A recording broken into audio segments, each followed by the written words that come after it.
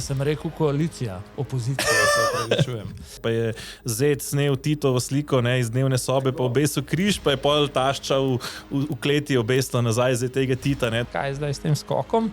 In menda je cinična pripomba v Janševem stilu, prej smo osamosvojili Slovenijo, kot boš ti to napisal.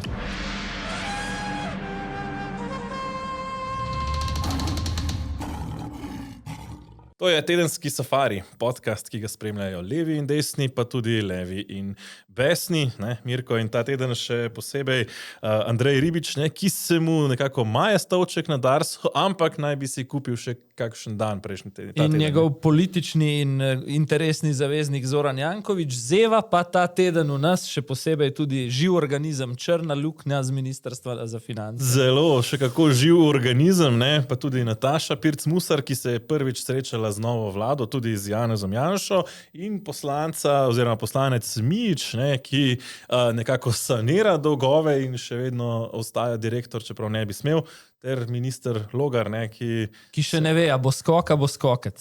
Ampak potem še bo. Kako poskočen bo organ proti preiskovanju, oziroma za preiskovanje korupcije. Peter, še vedno pa so z nami tudi v bistvu kar lepa skupina, jih je več kot 60% takšnih, ki nas gledajo, pa še niso naročniki YouTube kanala, zanima me. Ampak se jih je pa od prejšnjega tedna kar veliko naročil. Nekaj sto.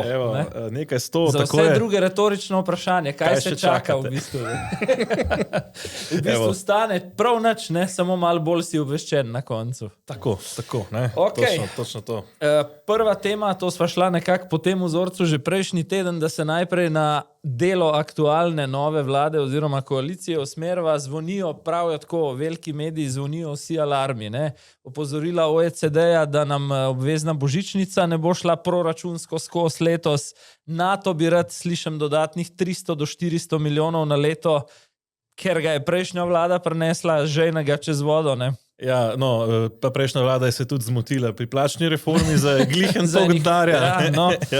Banka Slovenije je precej črnogleda, spušča napovedi rasti za letos in za drugo leto, plus kar visoko inflacijo napoveduje, in še fiskalni svet, ki se je v minulih dneh sestal s Šircljem in Janšo, ki pravi, da vse, kar je v koalicijski pogodbi, ne bo šlo, oziroma da je taka koalicijska pogodba izmuzljiva, da samo za 10% ukrepov vejo, koliko stanejo, za drugo pa ne. Morda pogledamo najprej izjavo fiskalnega sveta, preden nadaljujeva. Ta koalicija prinaša tudi mnoga javnofinančna tveganja, kajti samo za 10% ukrepov je možno ugotoviti, kolikšni so njihovi javnofinančni učinki, in ti so pretežno negativni. Nekaj malega ukrepov je možno še s posrednimi metodami kvantificirati. Velika večina te koalicijske pogodbe pa je bolj politična deklaracija kot pa načrt za delo. Približno 1,4 odstotne točke bruto domačega proizvoda primanjkljaja lahko pripišemo ukrepom, ki jih je možno kvantificirati. Ukrepom, ki pa jih je možno posredno oceniti, pa še 0,7 odstotne točke bruto domačega proizvoda. Torej, skupaj preko 2 odstotnih točk bruto domačega proizvoda. Po teh pogovorih z fiskalnim svetom pred dnevi smo ugotovili, da je rast izdatkov oziroma stroškov funkcioniranja države v zadnjem letu rekordna glede na vsa obdobja, ki smo jih doživeli v času samostojne Slovenije. To, kar je mene v zvezi s temi opozorili fasciniralo zadnje dni, je razkorak med medijsko prezentacijo problema in dejansko politično, pa tudi ekonomsko realnostjo. Namreč slišal sem od velikih medijev pa v glavnih oddajah, da so to opozorila novi vladi, seveda so, sej koga pa drugega kot aktualno oblast te organi lahko opozorijo, A v bistvu je bilo pa zamolčano, da čisto pri vsem, ko OECD govori o božičnici obvezni, se je to Golobov predvolilni bonbon, ki ni bil predviden v javnih financah, pa je prišlo do njega. Ko govorimo o fiskalnem svetu, seveda, račun ne sešteva, pravi, da nova koalicijska pogodba prinaša tam 2,1 odstotka primanjkljaja na več kot 3 odstotke od prejšnje vlade. Tako da fair je reči na tej točki, preden greva po postavkah, ne, zapuščina je katastrofalna in gre dejansko za okostnjake, ki jih zdaj odkrivamo po omarah Golobovih ministrov. Ne? Ja, pričemer so te okostnjaki, če smo zelo konkretna, rekel, že milijardni, že v osnovi, se pravi, že napovedi so bile. Plačna reforma se je dvignila iz 800 milijonov na milijardo, pa pol že po vladnih ocenah, pa mislim, da se zdaj že preko 2 milijardi ocenjuje, da bo stalo, če jo izpeljejo do konca, torej, ker je Golob to nastavil tudi zelo predkano, v smislu prva runda pred volitvami, in potem pa še 3 runde do leta 2028. Torej, vse je pravzaprav na plečih naslednje vlade, ki si zelo težko privošči in zaenkrat še nič kaj ne napoveduje, da bi to naredila. Recimo kršenje, potem spet božičnica, mislim, da samo božičnica v javnem sektorju pomeni 300 milijonov. Je pa res, da glede božičnice, zdaj ne vem točno, kdo je bil, a je bil to Logar kot gospodarski minister na hearingu, morda Matos kot minister za javno upravo ali najbolj verjetno po mojem spominu Šircelj na svojem hearingu kot novi finančni minister. Nekomu od njih je malo prezgodaj šlo pred tedni, da božičnica ostane takšna, kot je, razumem, težko. Tudi Rado Gladek je ta teden, kot mislim, predsednik odbora za finance iz vrst SDS povedal, ne bomo ukinili božičnice. Ja, in tukaj mislim, da v tem delu bo mogoče treba še post festum sprejeti neko realnost, ki bo sicer seveda določen del javnosti spet vznemirila. Sem že videl Branimirja Štruklja po enem mesecu izginotja, da je rekel, brez boja božičnice ne bomo dali, lahko pa vzamemo bogatim. Ja, mislim, kar se pri božičnici, se pravi, tukaj je treba po moje dobro poslušati, ne bomo ukinili božičnice, mislim, kot prvo božičnice kot take tudi ni vzpostavila Golobova vlada, in zdaj tudi Janša ni treba, da jo ukine, ker itak božičnica je nekaj, kar vsi pozdravljajo, v smislu pač neobdavčen način izplačila recimo poslovne uspešnosti, torej za uspešna podjetja je to eden boljših ukrepov. Za uspešna podjetja. In tukaj jaz mislim, da je zelo pomembno razumeti, da Rado Gladek ni rekel, ne bomo ukinili obvezne božičnice oziroma obveznosti božičnice, ker to je tisto, kar je tukaj vprašanje, ali je božičnica obvezna. In to velja, bom rekel, po eni strani za tisto recimo 1/4 do 1/3 podjetij, ki jim gre nekoliko slabše, iz takih ali drugačnih razlogov, in pa potem je to vprašanje še za javni sektor, kjer je pač ta, bom rekel, merljivost bistveno težja, oziroma po drugi strani bi rekel, jaz celo drugačne. Jaz bi rekel, dajmo tudi v javnem sektorju omogočiti božičnico, ampak postavimo neke metrike in tisti uradi, tisti, službe, ki dobro delajo, super, naj dobijo božičnico. Se bom navezal na te, potem jo Klemen Boštjančič, ne sme dobiti, pa ne vem, a za lansko leto, a za letos tudi ne, ampak glej, imam neki off the record informacij iz finančnega ministrstva, zadnje dni so zelo podrobno pregledovali zapuščino Golobove vlade. Do konca aprila, medletno, torej zadnjih 12 mesecev, že 2 milijardi evrov primanjkljaja, plus pazi, kar je eskaliralo z novim apelom Ruteja iz NATO, dajte nam dodatnih 0,4 BDP-ja, ker ste nas prinesli okrog z dual use oziroma z dvojno rabo. Kot sem rekel, 300 do 400 milijonov, ki jih ta hip brez resnih rezov na porabi nikje vzeti. In zdaj pazi to, tudi to ekskluzivno in prvič v tedenskem safariju. Kako so se šli dual use pod dvojcem, torej bivši obrambni minister Sajovic in predsednik uprave Darsa Ribič, o katerem še bova v tej epizodi, pod dvojno rabo, to mislim, da do zdaj še nisi slišal, so dali postavko 150 milijonov evrov za širitev avtoceste Ljubljana-Domžale, obnovitvena dela, skupno pa mi je rečeno, da je pod dvojno rabo za obrambne izdatke Dars prijavil 250 milijonov investicij noter. Zelo kreativno, no? Mislim, po eni strani lahko rečemo, da infrastruktura je pomembna za premik vojske, recimo po Evropi, ampak treba je tukaj nekaj drugega razumeti. Dvojna raba ni problem v teh zavezah NATO, Ne? Samo treba razumeti, kako je sestavljena ta zaveza NATO. Ne? Ker Robert Golob, ne, in tudi mislim, da Matej Grah ta teden povedal v enem studiu, ne, češ, da vse, kar se je slovenska vlada zavezala, se je zavezala slovenskemu proračunu. Ne? Ampak ni res. Robert Golob se je na vrhu NATO zavezal, ker takrat, ko je Robert Golob sicer govoril, da se ni, je v resnici samo Pedro Sanchez bil tisti, ki se ni zavezal na vrhu NATO. Robert Golob je bil na vrhu NATO lepo tiho kot miška, ne, se je strinjal z vsem, potem pa v Ljubljani bil pameten. Ne? In treba je razumeti to, kaj je takrat NATO zahteval. Ne? NATO je zahteval 5%, od tega 3,5% za, bom rekel, ta primarno obrambo, ne? Torej orožje in strelivo in tako naprej.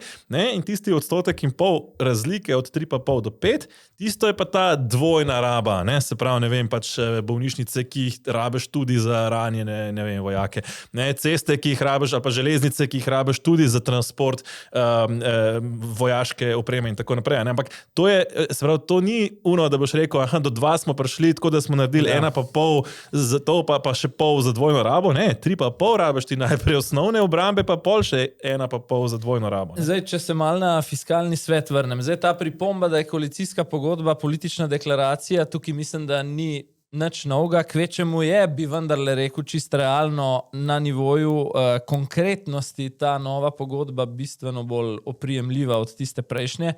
Tako da, če je rekel Kračun, da se da 10% te nove pogodbe ovrednotiti, kaj pol se je dal Golobove 1%, očitno, ali ne vem, mogoče niti to, ne? Golobove tako največji stroški, ki so v Golobovi koaliciji nastali, sploh niso bili v koalicijski pogodbi. Ne? Problem ob vsej zapuščini, ki je slaba, je pa potem to, kar je Banka Slovenije dala od sebe, pač ohlajanje. Ne? Seveda ima to tudi svoje posledice, kar se hormuške ožine, vojne in drugih geostrateških stvari tiče.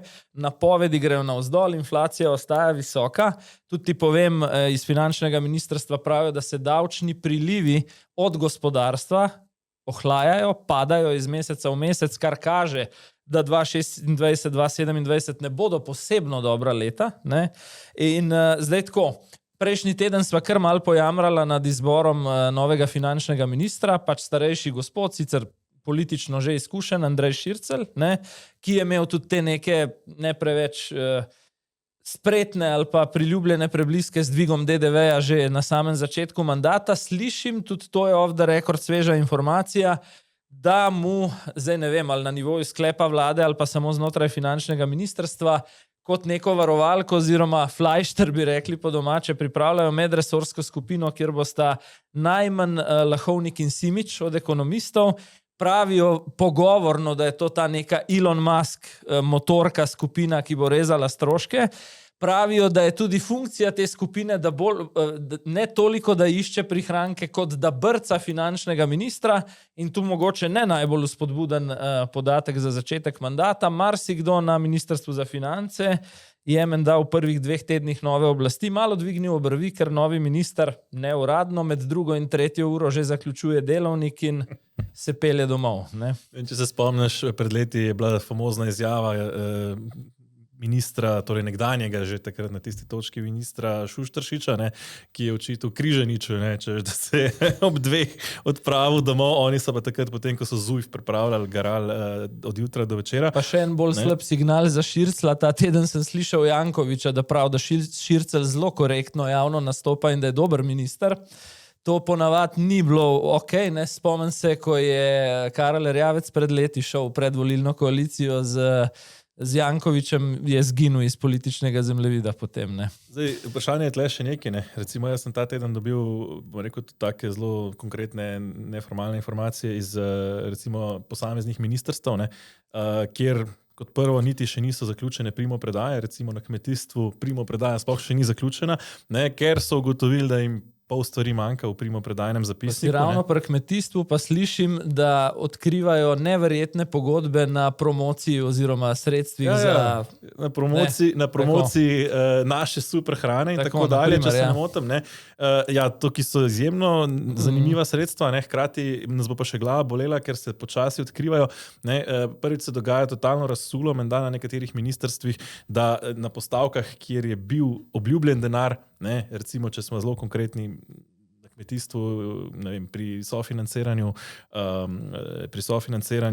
recimo zavarovalnih premij za pridelke, ne, so kar naenkrat ugotovili, da teh sredstev Ni denarja na postavki, da ni simpatično. denarja na postavki. Ne, tako da tukaj, bom rekel, tukaj pravzaprav te 2 milijardi, ki jih omenjaš, ne, mislim, da se bo še nekaj tednov bo trajalo verjetno to odkrivanje vseh okostnjakov, ki se kopičijo v omarah raznih ministrstv in da nas bo še krepko glava bolela, in v tem kontekstu treba razumeti potem ta odnos tudi do koalicijske pogodbe. Se pravi, koalicijska pogodba je bila pisana verjetno z malo drugačnimi predpostavkami glede javnih financ, kot prvo, kot drugo. Če želiš ti ta voz, ki drvi v prepad, obrniti, imaš 2 težavi. Najprej ga moraš ustaviti in šele preden ga lahko začneš obračati oziroma riniti v drugo smer, je potrebno ogromno energije in že signal je ključen najprej. Da sploh, in tukaj ta koalicijska pogodba, mislim, da je v prvi vrsti signal, kam želimo iti. Zdaj, kako hitro bomo pa tja šli, mislim, da bo pa zanimivo spremljati, no, ko bomo pač videli, v katero smer gre vlada. 2 do 3 stvari bi še dodal na to prvo točko, in sicer eno je kar velike treznih pragmatičnih glasov znotraj aktualne koalicije, ki me opozarjajo neuradno, da če bo konec leta primanjkljaj nad 3, to ne bo presenečenje, torej nad kriterije Evropske komisije, in da ga bo izjemno težko z vsem trudom spraviti pod to mejo.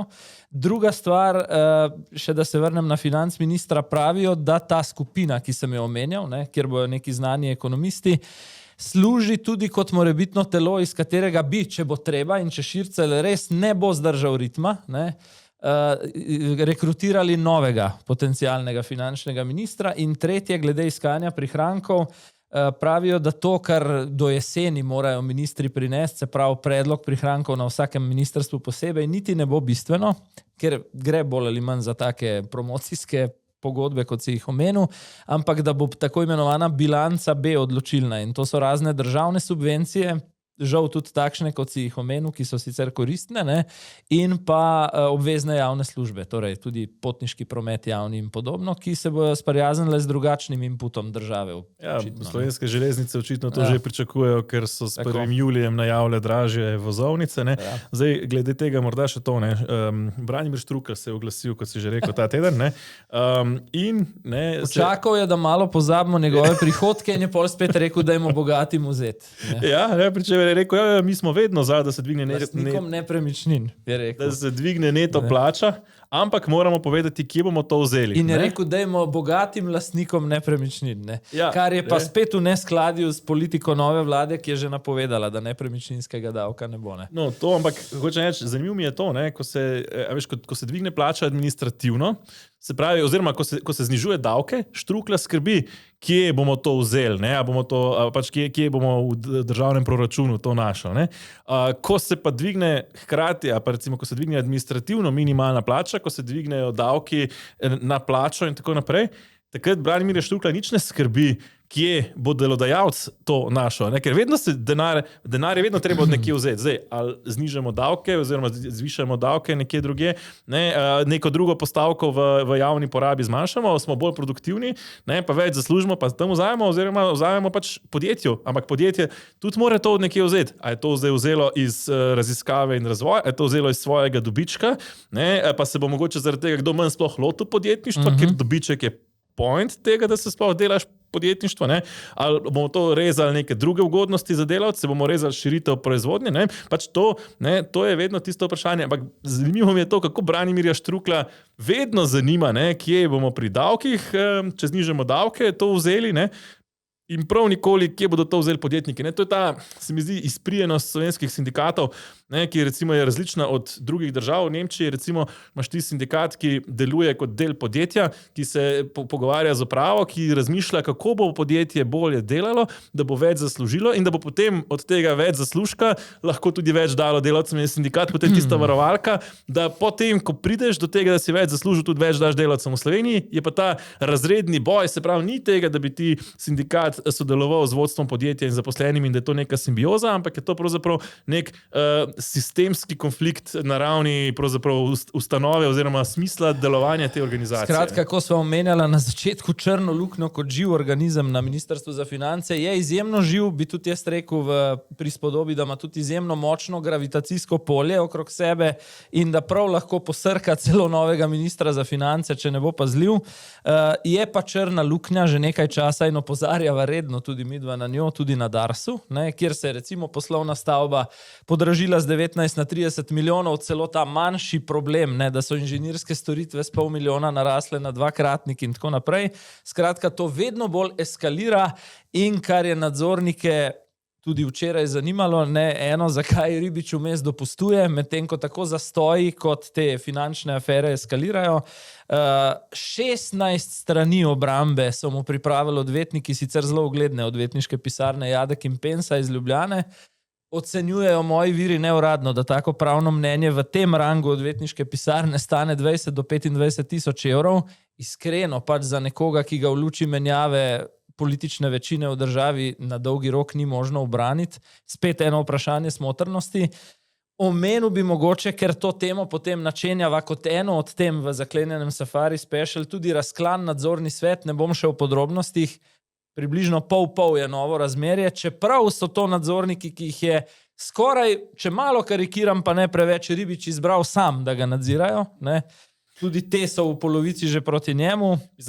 Nadzorniki se zavedajo, oziroma vsaj bi se morali zavedati, da je njihova funkcija, da nadzirajo upravo in če jo ne, so kazensko odgovorni, kar pri tako eno gospo znotraj nadzornega sveta še posebej skrbi, da ne bi pri tako eklatantnih kršitvah, kot jih je počel Dars, pa samo našteva nekaj teh, ki so na vrhu ledene gore, se pravi že omenjena podražitev gradnje poslovne stavbe Darsa, kjer ne govorimo samo o teh projektantskih storitvah, ampak o celotnem projektu, o domnevnih goljufijah pri odvozu teh zemljine, ki je bila pač strupena, oziroma onesnažena. Da ne govorimo o razkritih zavlačevanja del na avtocestah, da bi ugodili prejšnji vladi, da pač pred volitvami ne bi nastali hudi zastoji in so zato potem po volitvah nastali toliko hujši. Da ne govorimo še o kakšnih drugih manjših zadevah. Skratka, nad Andrejem Ribičem se kar kopiči, ampak včeraj, ko smo lahko gledali to, bom rekel, sejo nadzornega sveta, ko se je dogajala, zaenkrat še ne namerava odstopiti. Ja, očitno se je odločil za obratno taktiko od nekaterih drugih kadrov, o katerih vseh v zaklenjeni epizodi Safari Special. Lahko povem, da bova dala nek delovni naslov, torej simbolni sestop Golobovih operativcev. Razkrili bomo podrobnosti njihovega skorajšnjega umika in lahko rečeva, da je Ribič unikum. Zdi se, kot da čaka na krivdno razrešitev. Ne vem, ali je taktika postati neka kadrovska žrtev nove Janševe vlade. Torej ima neko lastno logiko. Več o odmevnih odhodih, ki sledijo nekateri že na začetku novega tedna, menda v ponedeljek, drugi pa v roku 14 dni, pa kot rečeno v zaklenjeni epizodi. Skratka, če vas zanima, kdo bo že v ponedeljek letel, tako. Jutri se gledamo na Safari Special, sicer pa smo gledali lahko ta teden obisk predsednika vlade in celotne ministrske ekipe pri predsednici Republike Nataši Pirc Musar. In nekako zanimivo je bilo videti, kako je Janša nekako bolj spreten od Goloba, če sta Golob in Pirc Musarjeva imela odkrit spopad in kar, bom rekel, že javno vidne sovražnosti, sta Janša in Pirc Musarjeva nekako to zapakirala v diplomatske besede. Tukaj je spet malo to medijska konstrukcija proti realnosti. Slišali smo, da je bilo konstruktivno, da se bosta zdaj redno srečevala, potem pazi 3 področja, kjer imata skupne prioritete, demografija, obramba, zunanja politika. Tako, navzven bi človek rekel pentlica idilično v bistvu. Ampak vidce, bom rekel, če neč drugega, malo višji nivo te politične spretnosti, ker konec koncev predsednik republike in predsednik vlade morata vsaj v osnovi imeti nek odnos. Ni treba, da sta zaveznika. Normalno je, da morda nista politična prijatelja ali kakorkoli. Če bereš med vrsticami to, kar bova zavrtela, pa pod pokrovom že brbota. Ampak hočem reči, tudi če brbota, je ključno, da imaš nek odnos in da se vsaj si zmožen se pogovarjati. To je tisto, se mi zdi, kar je nek minimum, ker ne nazadnje, že tukaj se je pokazala recimo Pirc Musarjeva, ko je pri nominaciji Janeza Janše za premijeja oziroma izogibanje le temu, ne, in tako dalje, ne, pokazal neko mero nespretnosti, ampak vsaj zdaj naprej, ne, ko bo treba imenovati ustavne sodnike, ko bo treba imenovati, ne vem, varuha človekovih pravic, guvernerja Banke Slovenije in podobne funkcije, ki so del pogovora med koalicijo in predsednico republike. Ne. Tukaj mislim, da pač je nujno imeti nek odnos in pogledamo morda najprej, kako so potekale te izjave. Ne. Moč politike pa se ne meri po tem, koliko nasprotnikov utišaš, temveč po tem, koliko različnih ljudi znaš poslušati in povezati. Vas prosim, da se izogibamo tako imenovanim omnibus zakonom, saj se je v praksi pokazalo, da to ustvarja več pravnih dilem in izzivov. Imamo 3 ločene veje oblasti, zakonodajno, izvršno in sodno. Imamo tudi funkcijo predsednika oziroma predsednice države, ki ima svoje izvirne ustavne pristojnosti. Ta vlada sicer ni nastala na podlagi mandata, ki bi prišel strani predsednice oziroma predsednika, ampak na podlagi 48 podpisov poslank in poslancev. Lej, sej, a ne, če si gleda, to so zdaj te medvrstični signali, ne? Strani Musarjeve omnibus zakonodaja, ne? Potem druga stvar, ki je bila zelo izpostavljena, reorganizacija, potencialna ukinitev KPK-ja, kaj boste naredili z mojo Katarino Brevar Strnata? Bo to še samostojen organ? Ne bo. Bo ostala? Ne bo ostala. Ne? Potem na drugi strani Janša zelo dobro poskrbel, da je Musarjevi dal vedeti, glej, ravno nekega velikega zaupanja nimam, nisi želela dati žegna na sestavo te koalicije, sem jo mogel iskati v parlamentu in tako naprej. Ne? Tako da dinamičen odnos, ki bo verjetno z bližanjem predsedniških volitev šele postal res zanimiv ali pa dobil neko novo dinamiko, ker sem prepričan, da je neka opozicija Musarjeve tej vladi, ali pa vsaj ta hlad in distanca, ne, tudi strateška stvar njene reelekcije, pa niti ne mislim avtomatično drugega mandata v predsedniški palači, ampak to, da ostane prva pozicija na levem polu, torej prva izbira na svojem političnem polu. Pričemer jaz kar rahlo dvomim, da res bo prva pozicija bo velika, na levem polu, kakorkoli, do takrat je sicer še leto in pol. Imen se kar lepih omenja. Še najbolj mi je bizarno, če kdo resno računa z Urško Klakočar Zupančič, ampak imena potencialna, kot so Cerar, Čeferin in še kdo, pa že bolj kotirajo, da ogrozijo aktualno predsednico. Če se vrnem na to razpravo, ne, oziroma izjavo, no, ne razpravo, izjavo obeh, torej predsednika vlade in predsednice republike. Ne. Jaz dam prav predsednici republike, ko omenja omnibus zakone. Ne. Omnibus zakoni so neke vrste krizni ukrepi, ko gre res za ko je treba hitro poseči v večje število zakonov, ne, kar pač, bom rekel, že v prvem interventnem zakonu razumem, zakaj so se tega lotili, pa bom rekel, upam, da so pač to zdaj naredili in da se bojo s tem umirili, ker ne na zadnje, ko se sprejema zakonodaja, imamo mi v Sloveniji... Pa tudi ta zakon trenutno tiči nekje na ustavnem sodišču, tako da kaj bo na koncu iz njega, v bistvu ne vemo, ne? Ne vemo, ampak tudi, če bo prestal referendum, ne, ampak kakorkoli, ne, to je bil, bom rekel, tudi bolj signal, ne, ampak za naprej, ne, ko smo v nekem tem rednem vladnem postopku, ne, bi pričakoval, da se bodo zakoni sprejemali pač po nekem normalnem postopku, ker je z razlogom ta postopek predpisan, da lahko relevantna strokovna javnost da poda mnenja, da se izboljšajo, mogoče popravijo napake, ne, da se to ne dogaja ob 2 zjutraj na dan pred vložitvijo, ki traja vsega skupaj 3 dni, da večina ljudi niti ne uspe ugotoviti, da se nekaj spreminja, preden se sploh, preden je sprejeto. Ne. Tako da tukaj lahko dam prav. In tudi konec koncev Janezu Janši, glede marsičesa, ne.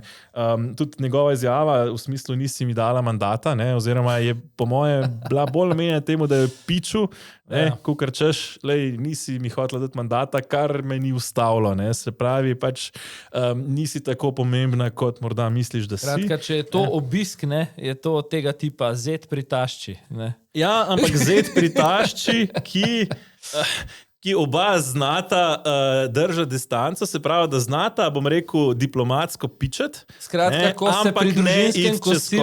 se pri družinskem kosilu med nabadanjem solate provocirata med sabo, to samo ona dva razumeta, drugim pa ni neprijetno zraven. Recimo, ne. Lahko razume tudi kdo drug, ampak bom rekel, se ostaja pri hudomušnih in rahlo pikrih pripombah, ne letijo pa krožniki in kozarci po sobi. No, ne, v tem smislu pač jasno je, da tašča Zeta ne odobrava, recimo, ne, v tem kontekstu, ampak tašča ne gre predaleč z kakšnimi odkritimi žaljivkami, ne, in Zet tudi ne. Se pravi, v tem smislu pač razumem jaz to izjavo. Ne. Ja, zdaj greva na opozicijo, ne, iz aktualne vlade na opozicijo. Seveda je zavrnila partnerstvo za uspešno Slovenijo, ki ga je ponudil Janša. To ni nobeno presenečenje. Mogoče rečeva, preden pokaževa predvsem iz odziv Svobode, pa odziv Jankoviča, ne, ki še vedno nekje drži roko nad gibanjem Svoboda. O SD, ne? SD... Morda še to, ne, samo, ker smo že pri tej primerjavi tašča in Zet, v smislu, bi se dotaknil še te zastave, ne, palestinske, ki jo je Zet snel iz vladne palače. Jo je pa Nataša dvignila. Ne, veš, to me spominja, recimo, ne, če si predstavljaš, da bi imel neko partizansko familijo, ki se je poročil nek zelo krščanski Zet, ne, pa je Zet snel Titovo sliko, ne, iz dnevne sobe, pa obesil križ, pa je pol tašča v kleti obesla nazaj za tega Tita, ne, da ga niso Tako, še čist stran. V tem smislu se pravi, vsak je v tisti svoji domeni dal svoj signal in hkrati se ni preveč vtikal v delo drugega. Ne. Se pravi, pač Janša je dal signal, da je palestinska zastava na vladni palači, nima kaj iskati. In jaz mu tukaj dam prav v smislu, jaz ne vidim razloga, zakaj bi palestinska zastava visela. Jaz celo iskreno se sprašujem, zakaj bi ukrajinska, recimo, no, pač v smislu takrat, ko je se začela vojna ali pa ko so kakšni res hujši dogodki, razumem, ne, pokažeš neko solidarnost ali pa na neke druge načine. Ne, recimo v Estoniji sem večkrat videl, kako so pač imeli marsikje kakšne simbolike, kjer so estonsko in ukrajinsko zastavo komponirali v neke grafike. Ne.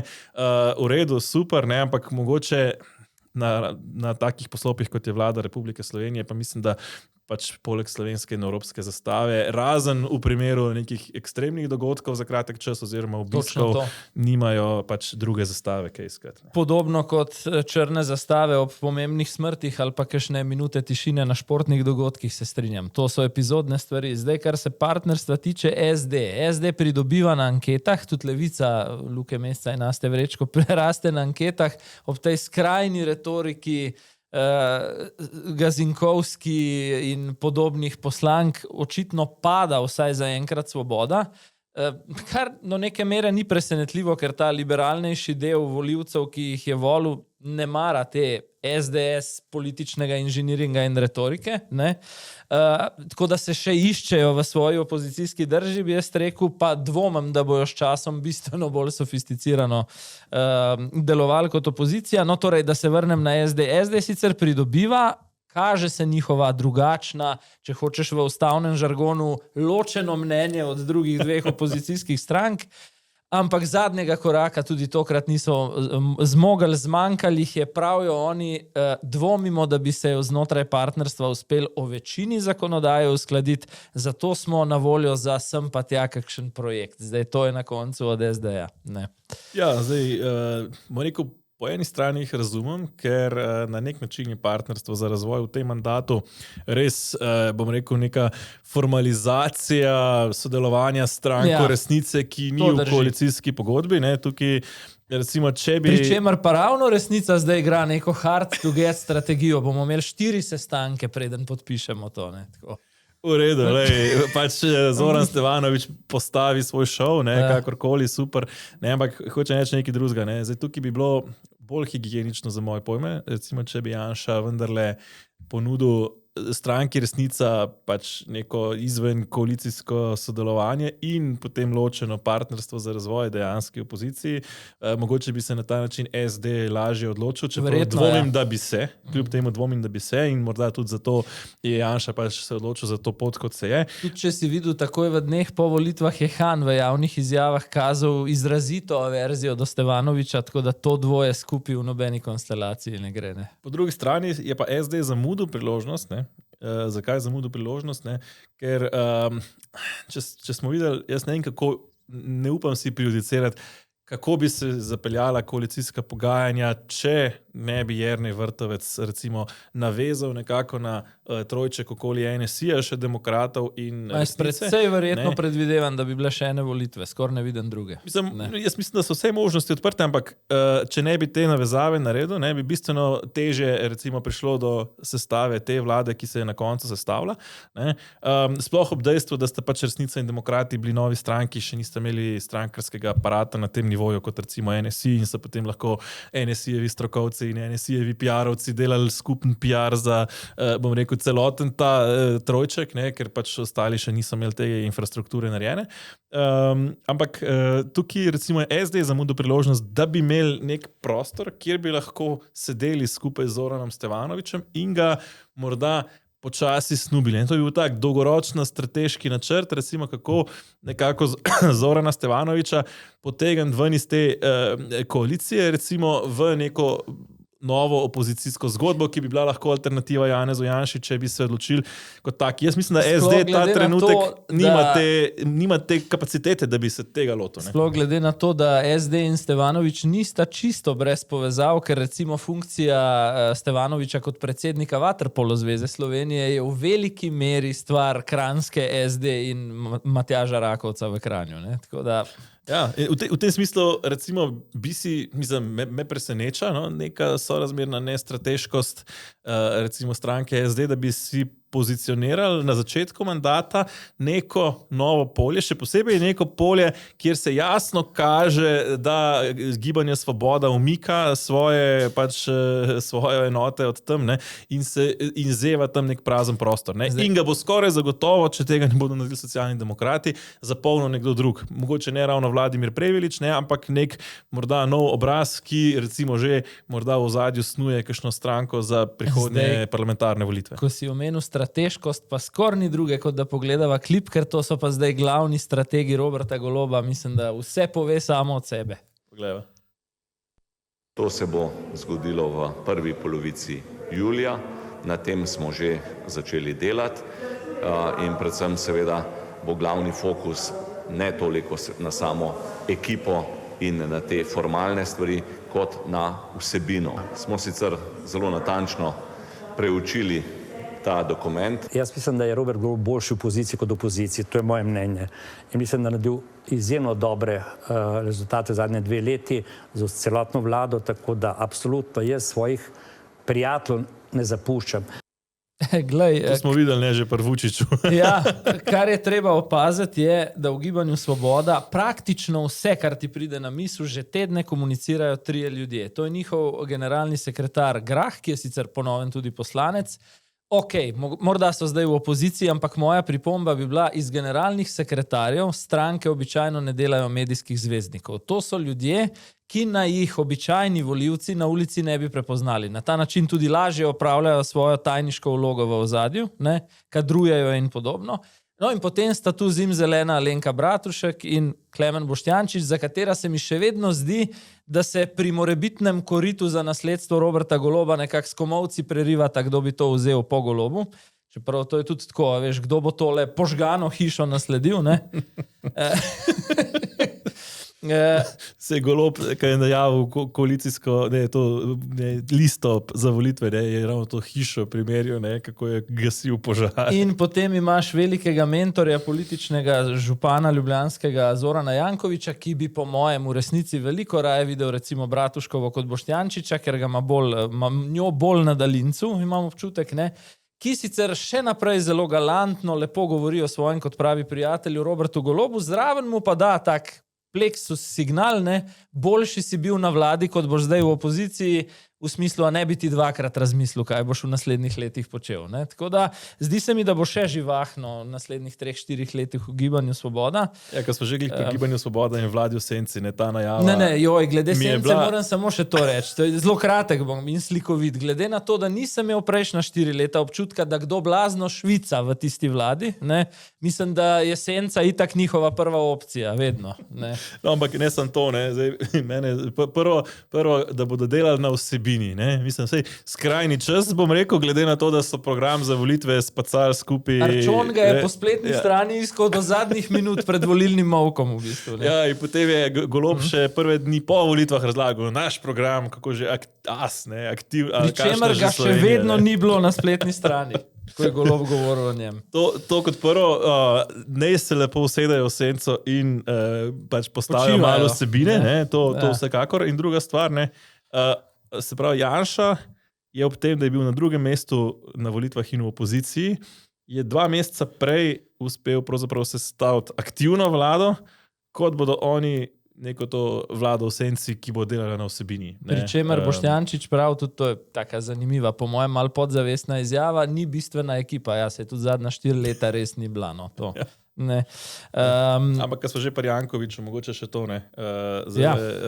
v tej isti oddaji, iz katere smo pobrali ta klip, je bila debata tudi o tem mestnem referendumu, prvem mestnem referendumu v Ljubljani, kjer je Jankovič pravzaprav pokazal 2 stvari. Mislim, da je pokazal neko veliko mero šibkosti v smislu pred lokalnimi volitvami. Ga je prvič, po moje, od leta 2006, ko je kandidiral in zmagal.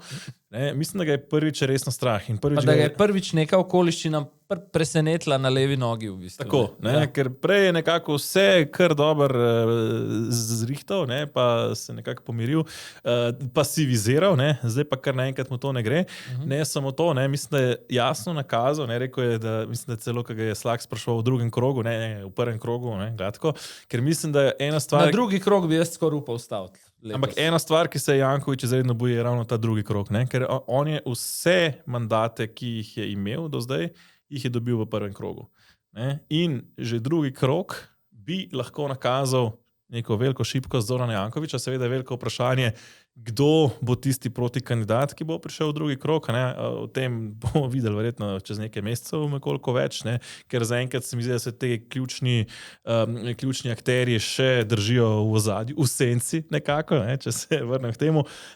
Ampak mislim, da se boji tega drugega kroga, ker se mu lahko zgodi, mislim, da scenarij Šrot. Se pravi, Bojan Šrot, dolgoletni župan Celja, gladko zmagoval volitve, imel, bom rekel, Celje pod kontrolo, in na zadnjih volitvah je za las mu ušla zmaga v prvem krogu. Mislim, da je dobil v prvem krogu okoli 46% plus minus, nisem šel točno preveriti, po spominu govorim to, in Matija Kovač, ki je dobil vsaj pol toliko, mislim, vsaj pol manj, je potem v drugem krogu zmagal. Se pravi, ko je Bojan Šrot prišel v drugi krog, je bil to jasen signal, Šrot je premagljiv in je zgubil. In tukaj mislim, da se lahko Zoranu Jankoviču zgodi isto, zato se strašno boji tega referenduma o parkirninah, zato dela vse, da bi zmedel volivce, se pravi, umaknil odlok, najavil, mestna občina ne bo sodelovala na referendumu. Datum mu gre že itak deloma na roke sred vročega poletja. In razlaga tudi, če vse karkoli boste naredili na tem referendumu, se spremenilo, ne bo nič. Pasivizira v glavnem. To mislim, da je sicer ena velika laž. Zakaj? Zdaj, on je že umaknil odlok, ampak jaz sem prepričan, da če na referendumu ta odlok ne bo odločno zavrnen, se lahko zelo hitro vrne ta odlok ali pa nek podoben na mestni svet nazaj.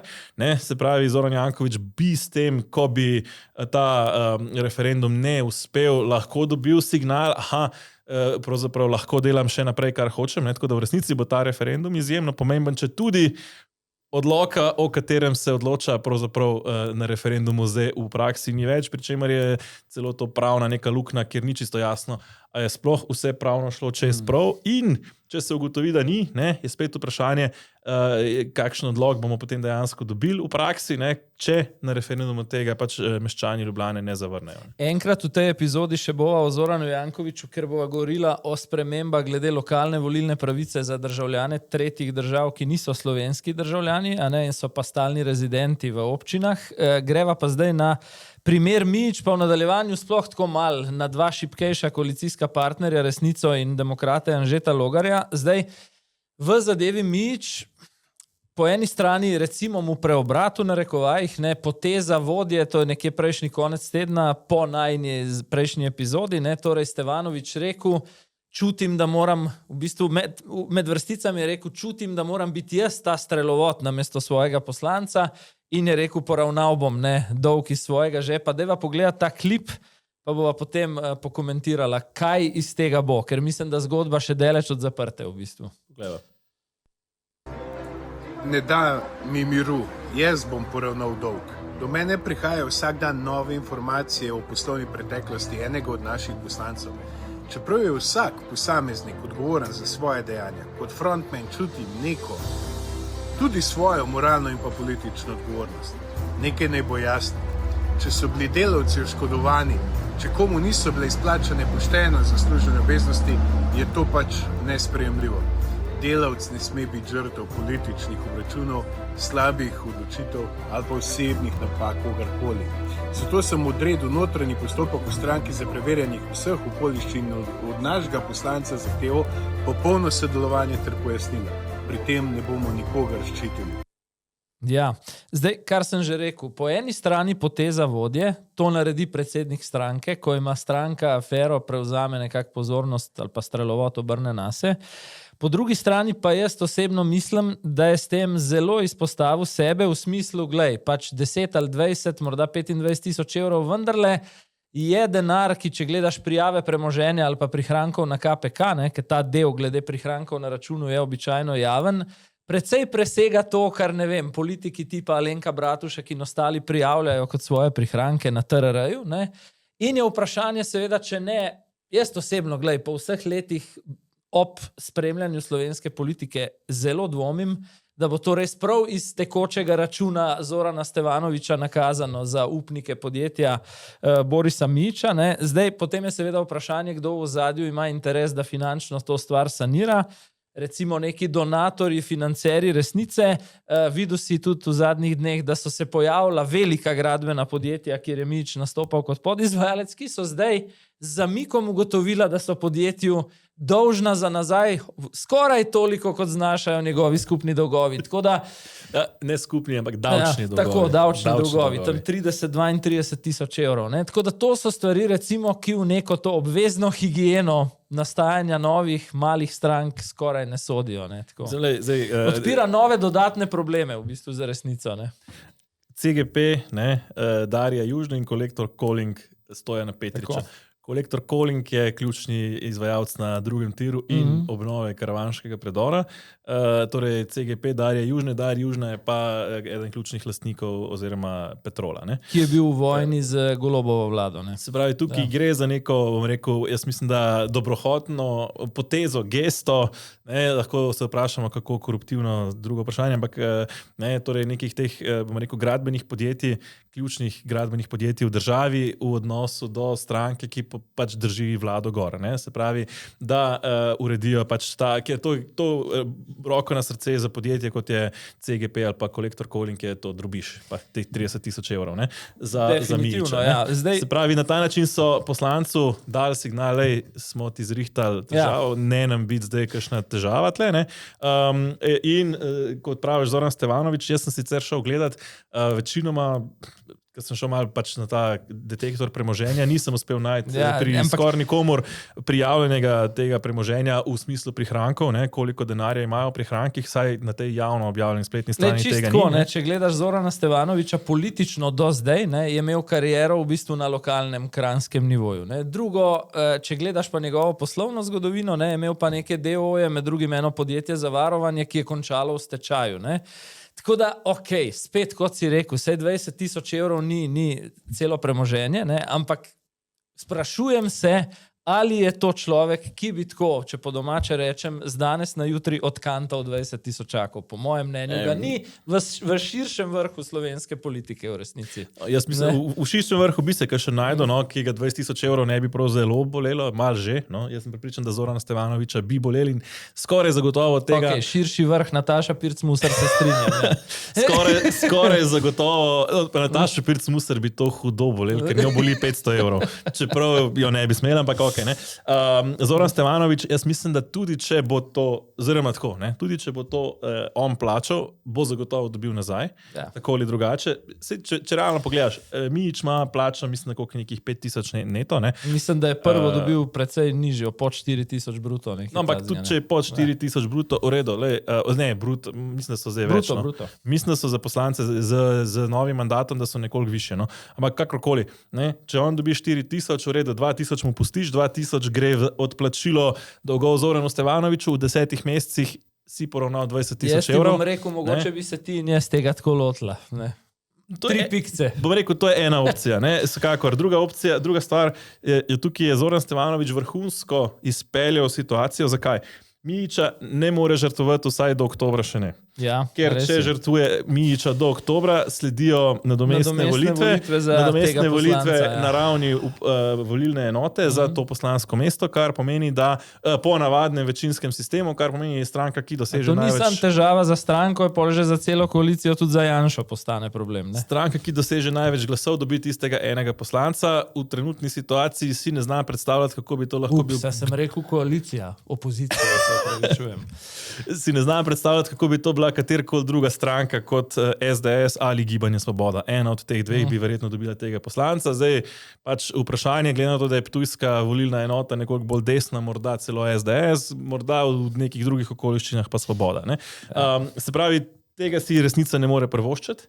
Ne more si privoščiti iz volilne baze, ki jo ima, bolj delavska, ruralna, blizu ljudem, da bi njihov poslanec ostal dolžen 20,000 pač navadnim delavcem, in zato so vzeli pravzaprav iz rok, celo, če bi pogledala posnetek do konca, Zoran Stevanović pičil in Gorana Lukića in Luko Mesca, češ, našli ste te 3 delavce, da obtožujete nas, ampak sami pa nič kaj dosti ne naredite in on je zdaj pokazal s tem, a je to, a bo iz njegovega TRR-ja ali ne bo iz njegovega TRR-ja, ta trenutek dokaj irelevantno, on je dal jasno vedeti svoji bazi, meni je mar. Zdaj sem ravno o tem hotel govoriti, če gledaš pa medijsko konstrukcijo te zgodbe Mijić, je pa tako, v zadnjem tednu gledaš intenzivno sanacijo iz strani tega tabora, Stevanović jemlje zadevo nase, plačal bo dolg in tako naprej, Mijić se je umaknil zdaj tudi zaradi opozoril KPK-ja iz funkcije direktorja, dal firmo nazaj očetu, da je tudi to na papirju sanirano.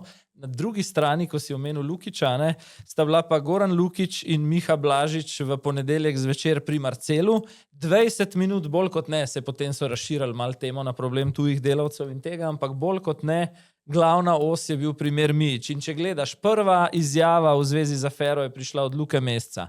Potem je imel Goran Lukić novinarsko konferenco prejšnji teden, zdaj še poseben slot pri Marcelu na to temo, nadpovprečen angažma ljudi, ki so direktno povezani s strankarskim delom Levice, torej kot stranke, kot političnega projekta, in še zadnje, tik pred to najino današnjo epizodo, izredna seja zahteva stranke Levica za izredno sejo odbora za gospodarstvo, se mi zdi, kjer Luka Mesec zahteva odstop poslanca Mijića. Tako da, če kdo pač slučajno misli, da je zgodba spontano prišla, ima tukaj Gorana Lukića in Miho Blažiča, sicer reperja v preteklosti, ki je pa tudi kolumnist tednika Mladina med drugim. In borec za migrante, ampak zdaj, tukaj se pravim, je Zoran Stevanović to vrhunsko, pravzaprav politično gledano vrhunsko, sploh za njegovo volilno bazo, zapeljal na način, gledajte, plačali smo delavcem, da ne bo noben delavc zdaj lačen doma čakal svoje družine.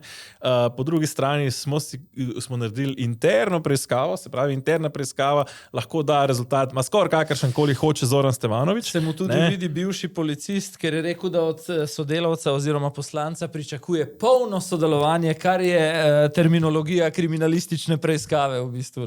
In na ta način lahko to preiskavo zavlečejo do oktobra rečejo, ali pa do novembra recimo, da ne bo preveč očitno. Pa te preiskave notranje spominjajo na notranjo revizijo Darsa pod Andrejem Ribičem sicer. Seveda, se pravi, oni lahko zavlečejo to do konca leta, potem pa ugotovijo, ali se Mijića pač znebijo, ali pa se je prav že toliko polegel, da ga pač pustijo na tem mestu. Ampak takrat na tisti točki ni več ogroženo poslansko mesto resnice. Kar mi bigger picture kaže ta afera je, da je resnica ena od res tistih prvih tarč leve sredine v tem mandatu, njih bojo razgrajevali, secirali in napadali. Ne? In v tem kontekstu samo še stavek ali dve, ker sem že prej rekel, ponudba za partnerstvo strani Janše, ne? Pa tudi ti si omenil nekak legalizacija tega sodelovanja. Hard to get strategija. Res je bil Stevanovič ta teden na poti v Beograd, to drži, ne? Ampak kakšna dramaturgija je nastala? V torek se bomo pogovarjali o Janševi ponudbi na poslanski skupini. Potem se bo predsednik vrnil iz Srbije, bomo konec tedna zasedali še na organih stranke in potem, ne, morda se bo pokadil beli dim. Za katerega ne dvomimo. Ne? Morda bolj dvomimo. Pa še Vinko Gorenak bo mogel besedo to, ali je opozicija, koalicija trikrat v Wordu zbrisati pa reformulirati, da bo na koncu vse v redu. Ne? Ko smo že pri šibkejših členih koalicije, ne? Anže Logar je drugi, recimo, šibkejši člen, nanj se posebej aktivno tudi radi izvračajo, bistveno bolj kot na recimo NSI. Je pa res, da ti povem, da to vprašanje, ki ga mislim, da Pop TV ta teden odprl, kje torej je skoka, ne? Ker se o njem že od marca naprej pogovarjamo. To sem se tudi jaz že spraševal, kje je zdaj ta prvič zakon in drugič ta nek revolucionarni boj proti korupciji. Ne? Ja, in zaenkrat ga še ni, ker še ni čisto jasno, ali bo ta skok zdaj skok ali bo skokec. Kako poskočno bodo preiskovali torej korupcijo. Ne? In, mimogrede skokec, ki ga ne naključno omenjava, je skovanka, interna skovanka demokratov, s katero zmerjajo predlog, ki naj bi ga pripravil notranji minister Matos. Jim ni bil všeč. Pač, če bi bolj temeljit od tistega, ki ga pripravljajo sami. Ne? Pa pogleda morda nekaj izjav najprej.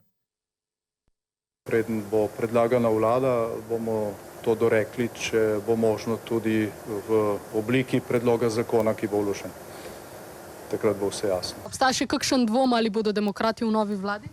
Ja, vse je odvisno od vsebine in od skoka. Potrebuje še nekaj fines in sprememb in usklajevanj. Ravno zato v tem času posebej ne govorimo o njem. Mogoče bi analogijo prinesel iz usklajevanja glede koalicijskega sporazuma. Gre v pravo smer, tako da na koncu verjamem, da bo ravno to tisti prelom v boju zoper korupcijo in organizirano kriminaliteto, ki jo v Sloveniji potrebujemo, tudi zato, da se ljudem vrne nazaj zaupanje v institucijo, pravno državo, in da tisti ki kršijo, na koncu tudi odgovarjajo. Najprej, da se malo nasmejiš. A veš, da ne mine interni sestanek nove koalicije, da ne bi Janez Janša vprašal Anžeta Logarja, kaj je zdaj s tem skokom? In menda je cinična pripomba v Janševem stilu, prej smo osamosvojili Slovenijo, kot boš ti to napisal. To je... Tako da, toliko tem za hecno, ampak dejstvo pa je, da Anže Logar, ki je tam nekje v prvi polovici maja rekel, da je skok glavni pogoj, da gre sploh v koalicijo, ne, zdaj pa razlaga, da so finese ostale in da tega še nikjer ni, ima malo težav z kredibilnostjo zadnje čase. No? Mu je bilo očitno nerodno na tem posnetku, čeprav, bom rekel, po eni strani se vidi neka večja spretnost, je vendarle dolgoletni politik, nekdanji minister, PR-ovc vlade in tako dalje. Ne? Se pravi, zna nekako zaviti, to malo odbiti ta napad, po drugi strani mu je več kot očitno nerodno in mislim, da je presenetljivo, ne? Pravzaprav se v teh mesecih po volitvah ali pa že tik pred volitvami vidi, ne, kako me preseneča, no, kako izkušen kader, kot naj bi bil Logar, pravzaprav zelo nerodno pelje to ustanavljanje stranke, kot da recimo v SDS-u ne bi opazil ali pa ne bi v 25 letih spoznal, kako deluje strankarski aparat in ga vsaj, pač seveda je logično, da nova stranka ne more imeti tako dobro naoljenega, pa vendar nekoliko več vzpostavil. Pa se mi zdi, kot da imajo, bom rekel, pri demokratih en kup ljudi, ki so zelo morda strokovnjaki na svojem področju, pa se zdijo sami se pomembni na trenutke pa tega strankarskega delovanja, kot da ne bi razumeli. Veš, čem jaz to povezujem? Pred volitvami se mi je zdelo, da so ga nekateri svetovalci v njegovem najožjem krogu, govorimo o Logarju, uspeli prepričati res tako za sveto, da bo imel med 15 in 20 mandatov, ni jih dobil in zdi se mi, in tudi nekatere informacije kažejo na to, da še ni mentalno čisto izstopil iz tega občutka poraza. Če sva kaj v preteklosti tudi od predsedniške kandidature naprej hvalila pri Logarju, je to ta njegova kontrola v javnem nastopu. In ravno ta kontrola mu je totalno razpadla v zadnjih tednih, ne, tako zelo nerodno, kot si rekel, skomunicira zadeve, vleče neke panične poteze in to se mi zdi, da vedno te kontrole v politiki razpadajo, ko se zgodijo nepredvidene stvari. In teh 5-6 poslanskih mandatov, koliko jih ima, je bila za Logarja zelo nepredvidljiva, očitno nepričakovana stvar. Če grem na tisti skok pa skokec, kaj točno, ne, menda je bil skokec po mnenju demokratov predlog, da se torej združi specializirano državno tožilstvo oziroma se znotraj dodeli določene tožilce, dodeli specializirane sodnike, ne, torej da se ne dela neke blazno pompozne lepljenke različnih organov, medtem ko grejo demokrati v drugo smer in to je po njihovem polnokrvni skok, kot pravi Logar, da se torej SDT, NPU in KPK združujejo eno, pri čemer kaj bo na koncu iz tega, ne, zdaj po zadnji verziji pa KPK-ja ni zraven, kar je mene eno večjih presenečen, ker tudi obljuba SDS-a tako zelo kategorična je bila, da bo KPK v tem mandatu kot samostojni organ ukinjen. Zdaj pa slišim, pa tudi v predsedniški palači je celo Janša dal neke mešane signale glede tega v smislu, morda se bova z Musarjevo uspela uskladiti okrog tega, da Katarina Brvar Strnat obdrži neke vrste službo za integriteto ali kakorkoli, ne. Pa glede demokratov samo še ena stvar. Ta teden se to temo v bistvu hmal nadaljujeva, je bilo to glasovanje o odvzemu volilne pravice za tujce po občinah na lokalnih volitvah, ne. In ni mi ušlo, da so demokrati sicer to stvar podprli v glasovanju, so bili pa edini, ki niso izkoristili minutaže za obrazložitev svojih stališč. Skratka, to je spet ta mal virant varianta slaloma, ne, kjer ti v bistvu zagotoviš glasove, nisi pa prav ponosen, da boš dal glasove zraven. In mislim jaz, ne, da volivci 4 leta, ne vem, če bo preživel to, bom jaz kar rekel, dvolično politiko, ki jo zaenkrat pelje. Ne. Je pa res, da ta teden je bila poslanska skupina demokratov precej ošibljena. Zakaj? Pravzaprav polovica poslancev se je preselila na sekretarska mesta na ministrstvih in so dobili 3 nove poslance. Tako da Hočeš reči, da ni bil nihče sposoben obrazložitve glasu? To bi že mogel biti. Ne, razumem, da se strinjam s tvojo poanto, da ne bo pomote. Je pa res, da recimo ravno ta teden je bila pač oslabljena, ne, zanimivo je morda še to, ne, da novi poslanci nekako niso posebej tvegani za koalicijo, ne, vsaj 2 izmed njih. Ne, manj torej, kot oni, ja. Namesto... Tvegane so v bistvu zdaj priklenili na vlado. Namesto Tadeja Ostrca, ki je šel na zdravstveno ministrstvo, ne, je prišel Dejan Zakrajšek, ki je mimogrede četrti na listi šele. Dejan Zakrajšek je nekdanji SDS-ovec, tudi mislim, da če se ne motim, iz Velikih Lašč podžupana, pa iz nekega tistega konca. Tako da mislim, da tukaj za neko hudo tveganje, da bi hitro bežal na kakšno levo stran ni. Namesto te Košir prihaja Elena Zavadlav-Ušaj, tudi nekdanja vidna članica SDS-a, ena izmed ustanoviteljic stranke Demokrati, tako da tudi ta mislim, da je zelo trden člen, pravzaprav edini nekoliko bolj, recimo, v narekovaju tvegan kader, v katerem pravzaprav nisem uspel nič kaj pametnega najti, je Ana Cajhan, ki nadomešča Barbaro Levstik Šega, ki je šla za državno sekretarko na pravosodno ministrstvo.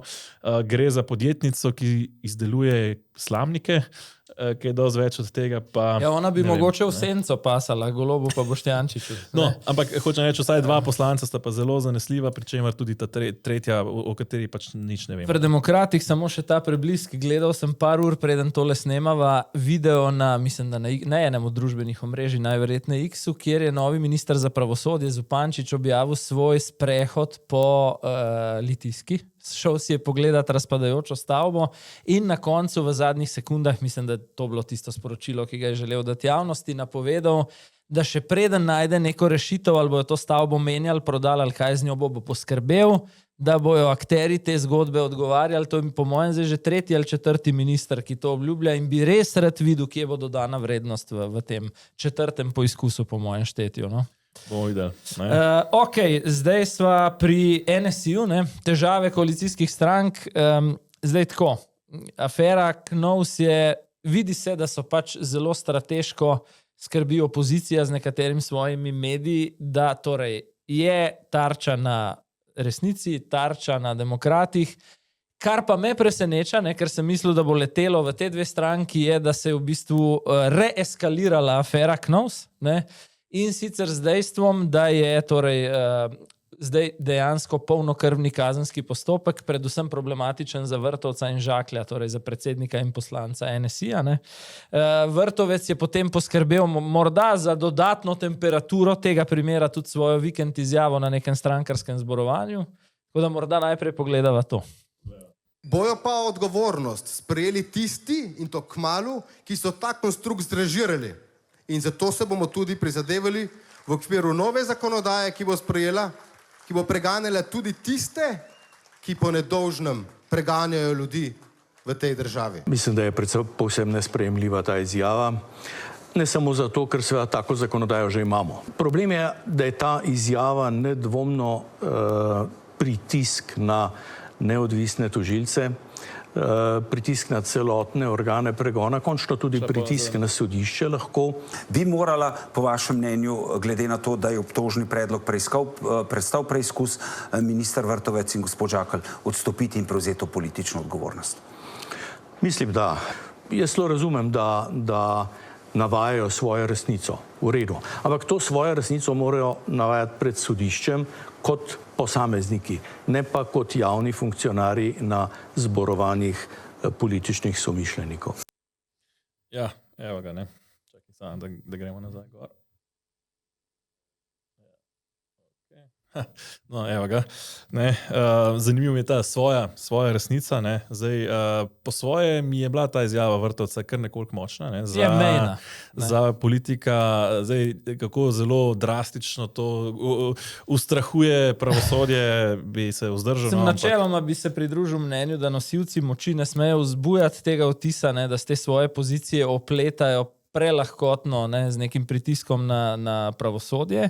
Lahko jaz tudi Rajku Pirnatu priznam, da je dosleden, ker je postavljal približno podoben kriterij odstopa, tudi ko je šlo za recimo protikorupcijske postopke z Robertom Golobom. Po drugi strani bi pa nekaj rekel, ne. Včasih se je dobival na pogon etike volitve, spomni se 2014 Miro Cerar, nekdo, ki je tudi podobno kot Rajko Pirnat redno govoril o etiki, odstopanju in tako naprej, ne. Te časi so mimo in če je kdo postavil bistveno bolj brutalen, res krvav kriterij, kje je tista zgornja ali pa spodnja meja za politični odstop, so to zadnja 4 leta. Poglej, zelo dober primer, ki je ravno ta teden spet v javnosti, Ribič. Podražiš neko investicijo za 100%, ostaneš. Te nadzorniki pozovejo ali pa je že, ne vem, pol razklan nadzorni svet, ostaneš, niti ne pomisliš na odstop. Odličen primer, še boljši na tej najvišji politični ravni, Robert Golob. Celo eksplicitno je obljubil odstop v primeru, če bo negativno mnenje KPK-ja, je bilo negativno mnenje, odstopa nikjer. In kaj smo žal s tem z leti dobili v slovenski politiki, je v bistvu to, da spodnja meja ali pa zgornja meja odstopa, ta neka rdeča črta sploh ne obstaja več, še več. Odstop danes v bistvu nek povprečen politik vidi kot znak šibkosti, ne? Ker potem, predstavljaj si, ne? Glede na vse kriterije, ki jih je zamudil Golob, da bi odstopil, ali pa kateri od njegovih ministrov, operativcev, ne? Bi zdaj v bistvu izpadel kot popolnoma šibek politik Jernej Vrtovec, če bi na tej točki, ko se kazenski postopek še dobro ni začel, napovedal slovo od državne politike. Ja, v bistvu bi ga upravičeno tako malo pogledal, skoci pa ti padel. Ne? Dodatno še zanimivo bi rekel to, ne, da je šlo v tem primeru za precej očiten politični pregon, celo iz Evropske unije smo lahko dobili nekaj teh signalov, ne, pravzaprav, da se preganja poslanci. Tukaj gre za zgodbo, ne, poslancev, ki so bili v komisiji KNOVS. Ne. Če se ne motim, je to prijava poslanca Svobode Teodorja Uraniča in kolikor sem dobil že pred meseci neuradno informacijo, naj bi se mu v enem lokalu, ko ga je nekdo slišal 2-3 mize stran, zareklo, da se maščuje klerikalcem, karkoli to že pomeni. Ne? Tako da... Pričemer dokazi temeljijo iz domnevne komunikacije ujete na telefonu Valentina Hajdinjaka, ne, ki so mu ga zasegli v aferi Dars, kjer še vedno ni nobenega obdolžilnega predloga, nobenega resnega postopka. Se pravi, se vzbuja pravzaprav kot prvo en velik sum, da se je ta telefon zaseglo oziroma pač naprave Valentinu Hajdinjaku zasedlo za potrebe pravzaprav pritiska na stranko in nenazadnje tudi analize njihove osebne komunikacije. Ne? In po drugi strani istočasno spremljamo pravzaprav, kako propada postopek proti balkanskim bojevnikom, češ, da so bili dokazi pridobljeni na neprimeren način. Ne? Mislim, če so bili dokazi proti Vrtovcu in Horvatu in Žaklju pridobljeni na primeren način na standardu balkanskih bojevnikov, no, potem pač Glej, je pa nečesa jaz ne razumem. Še v eni luči treba gledati to izjavo Vrtovec, če gledaš preteklost ali pa politično kariero, je začel tudi kot PR, kot nek PR strateg te stranke, ko je bil mlajši. To je točno tisto, o čemer sem govoril tudi pri Stevanoviču. Ko ima pač javnomnenjski ali pa neko afero v javnosti stranka, predsednik prevzame večino pozornosti nase. S to izjavo mislim, da je dal izjavo v nedeljo, pa je bila do srede skoraj glavna tema vseh medijskih razprav. In drugo, to je v bistvu neko nadaljevanje Janševe izjave ob prisegi nove vlade, ko je v govoru rekel, prišel je čas, ko bomo tudi na desnici nehali nastavljati drugo lice. Torej, če je v preteklosti veljalo, da je kriterij škandala pri Janši bistveno drugačen kot naprimer, pri Šarcu ali Golobu, dajejo politiki te nove koalicije ali pa tudi prav prvaki vedeti, vatli za nas so točno takšni, kot so jih Golobovi postavili v zadnjih 4 letih. Kar pa, bom rekel, ni nujno idealno. Se mi zdi, da ta padanje standardov za vsako naslednjo vlado je na neki točki treba prekiniti. Zato recimo jaz ne kupim, ko rečejo, omnibus, so ga delali tudi Golobovi. So ga in smo ga kritizirali. Smo ga kritizirali, ker to ni primeren način ali pa kaj drugega, ker mislim, Golobovi so delali ogromno stvari, ki so nesprejemljive, in upam, da se po teh začetnih korakih, ko so kakšne stvari delali po njihovem zgledu, morda tudi zaradi učinkovitosti in želje po hitrejšem vzpostavljanju normalnega stanja, da pri tem ne bodo tudi ustrajali naprej v mandat. Mislim, da je čas, da se te standardi vsaj za kakšno stopinjo ali 2 stopnico ali 2 dvignejo, da ne bomo rekel, vsak naslednji mandat globlje v blato, ker bomo rekli, saj nas je še globlje v blato porinila prejšnja vlada. Ja, ena stvar, ki je morda problematična z vidika spreminjanja pravil iger par mesecev prej, niti ne bom rekel v volilnem letu, ampak res par mesecev pred lokalnimi volitvami je tudi ta zadeva z odvzemom volilne pravice tujim državljanom. Poglejva midva ta klip, najprej gre komunikacijsko zelo predvidljivo. Desna stran govori večja samoodločba slovenskih državljanov, leva stran govori o ksenofobiji, strahu pred tujcem in podobno. Pa vendarle, da postaviva samo okvir, gre za približno 100,000 volivcev, malo plus v Sloveniji, od tega, kar je morda za nadaljevanje zgodbe bolj pomembno, približno 22,000 oziroma 10% volivcev v Ljubljani. Poglejmo. Tuji državljani iz teh držav ne volijo na teh volitvah. To bo veljalo na novembrskih volitvah. To bo veljalo in s tem omogočamo državljanom Republike Slovenije, torej večjo samoodločbo, kar je tudi ustavna pravica, kajti ustava je jasna, državljani in državljanke odločajo na volitvah, imajo tudi volilno pravico vsi polnoletni, tujci pa lahko, če to predpiše zakon, po pravilih, ki ima zakon. In seveda zakon v tem primeru spreminjamo in tujci s tem ustavna pravica. Gre za ideološki boj, gre za to, da v bistvu ta vlada in ta koalicija zame je ekstremno desna. Vse, kar so sprejeli, je ideološki boj. To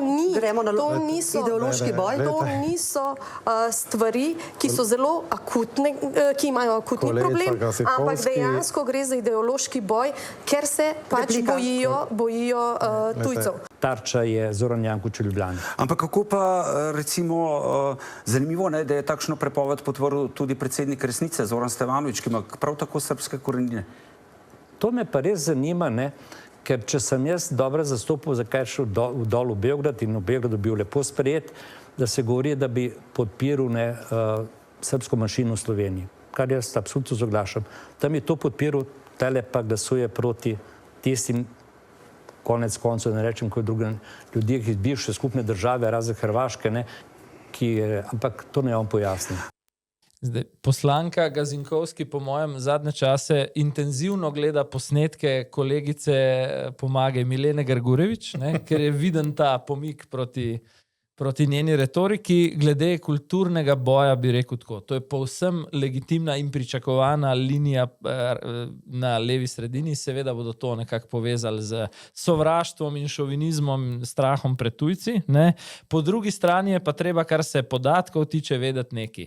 V bistvu samo prehajamo iz enega severnoevropskega modela, ki smo ga imeli od leta, če se ne motim, 2002, zadnjih 24 let, in gledal sem, kakšna je ureditev glede te lokalne pravice za tujce. V glavnem imajo to pravico v Baltiku, Beneluxu, Skandinaviji, skratka neke države, ki kulturno bi jih težko prav zelo Slovenijo povezal, ne.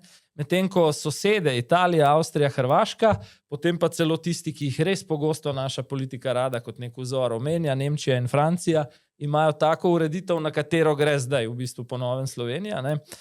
Kot sem pa rekel, dejstvo je, da gre v prvi vrsti za 22,000 volivcev v Ljubljani, od tega je neka ocena, da naj bi bila tretjina 7,000 aktivnih. In zdaj, če pogledaš 3% ljubljanskega volilnega telesa plus averzija do Jankovića zaradi parkirnin, pa še malo splošne naveličanosti po 20 letih. In veš, kje si pri drugem krogu lokalnih volitev. Ne? To je ta zgodba v bistvu. Ja. Ne, ali pa celo pripad Zorana Jankovića. Bomo videli, morda. Ne? Morda še to bi jaz dodal. Ne? Kot prvo, mislim, da je ključno, da se začnemo pogovarjati o pač vprašanju tujcev. Ne nazadnje, število tujcev drastično narašča. Ne. Kot drugo, ne, mislim, da je bila ena tiskovna konferenca ta teden proti tej spremembi zakona, kjer je neka Albanka izjavila, moja mama je že 34 let v Sloveniji, ne, in zdaj jemljete to in nima državljanstva. Ne. Sem rekel, če je ona 34 let v Sloveniji, ne, zakaj pravzaprav še nima državljanstva? Ne? In če ga še nima, pač očitno nima interesa potem. Ne? Se pravi, pač jaz mislim, da je tukaj nek standard je, da če imaš ti pač neke državljanske pravice, ne, oziroma imaš tudi državljanske dolžnosti, se pravi pač nek standard državljanstva se mi ne zdi sporen. Kdor mene vsaj približno pozna, niti ne zelo dobro osebno, me mogoče poklicno imel možnost poznati ali kakorkoli, ve, da sem med zadnjimi, ki bi vpil proti katerikoli manjšini, pa ti bom rekel, da določene dele Viča, kjer se pogosto peljem skozi, jaz že pogovorno imenujem Little Africa, ker se zapelješ skozi in dejansko ne vidiš nič drugega kot priseljence. Ne? Tako da mislim, da problem s tem imamo, tudi Evropa, če gledaš Evropsko komisijo, neki ukrepi grejo v bolj restriktivno smer, ne? Je pa tudi ta zgodba, kot sva že omenila številne v tem mandatu, pa so samo par tednov mandata, v bistvu 2-3 tedne za nami, ne? Tudi to je že v postopku zbiranja podpisov tistih prvih 2500 za referendum in te neke civilno-družbene iniciative napovedujejo ustavno presojo, tako da to je nasleden v vrsti teh ukrepov. Ne? Zdaj, glede drugega kroga pri Jankoviću, ker sva prišla matematično že pod 50%, bi pa rekel samo še to, največ ali bo res padec ali ne, na teh volitvah, bo odvisno od tega, kaj si bo za protikandidata nominirala Levica znotraj svojih vrst. Ali bo izkazala ta resen namen, vidim neke slogane Levice od Luke Mesca na družbenih omrežjih, da si ne želijo več šerifa ali Zokija v glavnem mestu, tako da zanimivo bo, no. Ja, morda še to, no. Glede tega, se pravi, evropski državljani morajo imeti to pravico po evropskih pogodbah, ne? Zato je ta diskriminacija na evropske državljane in neevropske državljane, ne? Po drugi strani pa rekel, tisti ostali neevropski državljani, od kje pa so večinoma, ne? Srbija, Makedonija, Kosovo, Bosna in Hercegovina, ali Slovenci, ki živijo dol, lahko glasujejo, v nobeni od teh držav ne morejo glasovati. Jaz ne vidim razloga, zakaj bi potem tudi mi bili tukaj bolj odprti do tujcev, kot so tujci do nas. Enako bom rekel, ne, celo vzornik, bom toleriral mošeje, oziroma v tej kliceh molitvi iz mošeje v Evropi, ko bodo v Iraku lahko zvonili zvonovi krščanskih cerkva. Ta neka recipročnost ni tako neumna. Ne? Celo veliki politični vzornik Roberta Goloba, Pedro Sánchez v Španiji, ne, kjer sta praktično pobratena politika, ima Španija recimo sicer res sistem, kjer nekateri tujci lahko volijo na lokalnih volitvah, pri čemer imajo samo z določenimi državami te meddržavne sporazume, ne pa kar z vsemi. Ne. Ja. Tako, ne, pa okay, če smo že ravno zajadrala malo tujino, ne. Hotel sem še to reči, no, da je zanimivo spremljati, zdaj te dni se zbirajo podpisi za referendum o parlamentarni preiskavi, ne, kjer se govori o politični policiji, ne. Pa cel kup nekih estradnikov, od influencer, ki so nastopale v reality šovih tipa, ne vem, Sanski moški, ne, do slišam nekih svetovnih popotnikov, alpinistov, ne vem, če se vsega je zdaj upleteno v to kampanjo. Ki je pravzaprav zakon o odpravi kritičnih posledic zakona Urške Klakočar Zupančič. Kdaj so vse te lepotičke začele dnevno politiko tako podrobno spremljati, se jaz res sprašujem, no. Malo sva se dotaknila tujine pa mednarodnega prostora, dajva še na hitro o tem premirju med ZDA in Iranom. cel teden sem bil pozoren, še celo od vikenda se je vleklo naprej, sobota, nedelja, ves čas, jutri pa res bomo podpisali. Zdaj bomo pa res z Iranom podpisali. Danes bi morali, pa tudi danes niso šli v Švico podpisati. Ja, in digitalno so ga sicer podpisali v torek, sredo, ne? Ampak formalno, fizično bi ga mogli danes, torej J.D. Vance in iranski predstavniki, pa jih v Švico danes še ne bo. Zdi se mi, da je ves čas nek posrednik / saboter tukaj problem, da do tega še ni prišlo. Mislim pa, da vsi čakamo iz enega zelo preprostega razloga. To premirje, padec cen naftnih derivatov, malo manj pritiska na to inflacijo, ki je že itak visoka. Nekdo je rekel od tujih državnikov, ta teden čakamo konec te izjemno drage vojne in to je kar poanta. Ko se bo Hormuška ožina odprla, ko bodo ti signali, da cena pade, bo lažje vsem. Ne? Bo, vsekakor mislim, da bo tudi marsikakšna država povečala svoje strateške rezerve nafte. Mislim, da si bo pa pot v olajšanju obrisal tudi zdaj po novem 80-letni Donald Trump, ki je na bizaren način, pustimo to, praznoval z wrestlingom pred Belo hišo, ne? In menda so celo nek nov atentat vmes preprečili na njega. Tako da, hočem reči, obrisal si bo pot s čela, ker je posledice tega, da je šel z orožjem nad Iran, mislim, da v zadnjih mesecih izjemno poceno. Ja, je pa res, da podcenjujemo morda tudi posledice dejstva, da bi Iran lahko imel jedrsko orožje. Mislim, da si ne želimo živeti v svetu, kjer režim, kakršen je v Iranu. Sem slišal pa Baracka Obamo ta teden, da zelo dvomi, da si bo glede tega jedrskega programa Trump izpogajal kaj več, kot si je uspel sam. To pa tudi drži. Bo zanimivo to še spremljati. Kot bo zanimivo spremljati kadrovske rošade. Tisto, kar boste zvedeli, oziroma kdo odstopi v ponedeljek. Ja, bolj kot je poletje, vročinski val je prišel in svetovno prvenstvo v nogometu z njim, med drugim in prva presenečenja tam čez lužo na tem turnirju. Skratka, bolj ko gre poletje v fazo, da smo vsi s hladno pijačo v senci, ne samo Boštjančič, Golob in Bratuškova, bolj je živahen kadrovski vrtiljak, ker so to tisti meseci, ko lahko politika menja relativno v miru, brez velikega ogorčenja ali pa vsaj bolj mirno kot običajno. Torej, sobotni Safari Special za naročnike in podpornike na portalu zanima.me z delovnim naslovom Golobovi operativci se stopajo, imamo podrobnosti njihovega odhoda in ne bo govora samo o enem, pa tudi časovno bomo precej natančno opredelili, kdaj naj bi se vse skupaj zavrtelo. Ja, pravzaprav govorijo konkretno o 3 operativcih in to 3 ključnih operativcih Golobove vlade, ki so seveda ne politični, ampak na institucijah, ki naj bi bile sorazmerno neodvisne. Sezona lova na glinaste golobe je odprta. Vsekakor, tako da ne zamudite na portalu zanima.me. Za naročnike 69 € na leto, kar je ena dobra kavica na mesec. Res ni veliko, zato da ste obveščeni še bolj, da dobite res te ekskluzivne informacije, tako da vabljeni k naročnini na portalu zanima.me. Pa še en hiter poziv, podoben kot na začetku. Cel kup smo dobili ta teden zgodb v smislu, se sem v bistvu vaš oboževalec, gledam od začetka že 1,5 leta, sem pa ugotovil, da nisem naročnik. Subscribe in zvonček, da dobite obvestilo o novih epizodah. Tako, tudi to pomaga. Ta del je pa brezplačen. Tako da se gledamo še prihodnji teden v petek na YouTubeu, seveda z rednim safarijem, že jutri, pa tudi na portalu zanima.me Special Safari.